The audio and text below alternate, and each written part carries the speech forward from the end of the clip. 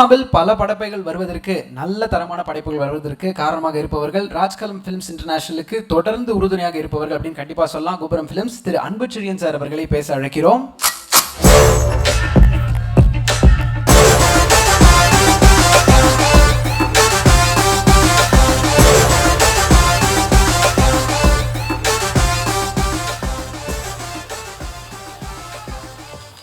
எல்லாருக்கும் வணக்கம். ராஜ்கமல் தயாரிப்பில் சமீபத்திய இரண்டாவது 100 நாள் படம். ஏற்கனவே அண்ணன் கமலஹாசன் அவர்கள் நடிப்பில் தயாரிப்பில் விக்ரம் மாபெரும் வெற்றி அடைந்து அதை 100 நாள் ஃபங்க்ஷன் இதே இடத்தில் தான் நடத்தினோம்.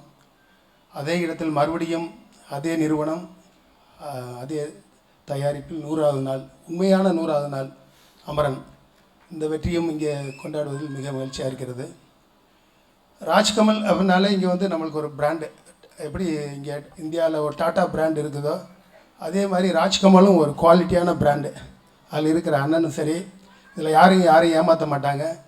அதில் வந்து அண்ணனுக்கு கிடைத்த 2 பொக்கிஷங்கள், அண்ணன் வந்து மகேந்திரன் அவர்களும் டிஷி அவர்களும் இந்த படத்தை எப்படி எடுக்கணும், எப்படி ரிலீஸ் பண்ணணும், அது எப்படி வெற்றியடைய செய்யணும் அப்படிங்கிற ஒவ்வொரு நாளும் அவர்களுடைய உழைப்பு இந்த நிறுவனத்தை இன்றைக்கி வந்து ஒரு இந்தியாவில் மிகச்சிறந்த நிறுவனமாக இன்றைக்கு உருவாக்கி கொண்டிருக்கிறது.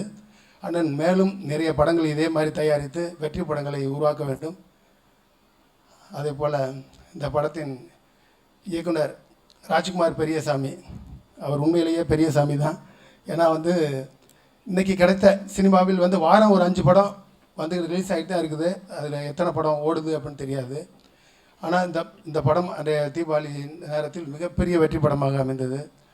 ஸோ அவருடைய இந்த இராணுவம் வச்சு நிறையா படம் வந்திருக்கலாம், ஆனால் எல்லாமே வெற்றி படமாக இருக்கான்னு தெரியாது. அவருடைய ஸ்க்ரீன் ப்ளே, அவர் வந்து சொன்ன விதங்கள் ஒன்று வந்து தீபாவளி அன்னைக்கு கொண்டாட வேண்டியவங்க எல்லோரும் அழுதுகிட்டு போய் கொண்டாடினாங்க. ஸோ அந்தளவுக்கு என்ன ஓடுமா அப்படின்னு முதலாம் எல்லோரும், எனக்கு மிகப்பெரிய வெற்றி இயக்குனர் கூட ஒருத்தர் சொன்னார், இது ஃபெஸ்டிவலுக்கு வருது, இது எப்படி கனெக்ட் ஆகுமா அப்படின்னு. ஆனால் மக்கள் இதை கொண்டாடினாங்க, அது மாபெரும் வெற்றி படமாக அமைஞ்சது. அப்புறம் சிவகார்த்திகேயன், சிவாவுடைய உயரம் எங்கேயோ போயிருக்கு. ஆனால் மிக வெற்றி படத்தை நிறையா கொடுத்துருக்கிறாரு. பட் இருந்தாலும் அது இந்த படம் வந்து அமரன் வந்து ராஜ்கமல் அவர் நடித்தது பெரிய மகுடம் மாதிரி அவருக்கு இந்த படம். எப்படி அண்ணனுக்கு வந்து ஒரு தேவர் மகன், ஒரு அந்த மாதிரி படங்கள்லாம் அபூர்வசர்கள் மாதிரி, இது அவருக்கு காலம் பூரா வந்து எப்படியும் இந்த அமரன் லிஸ்ட்டில் இருக்கும். சந்தோஷமான விஷயமா இருக்கேன், சந்தோஷம்.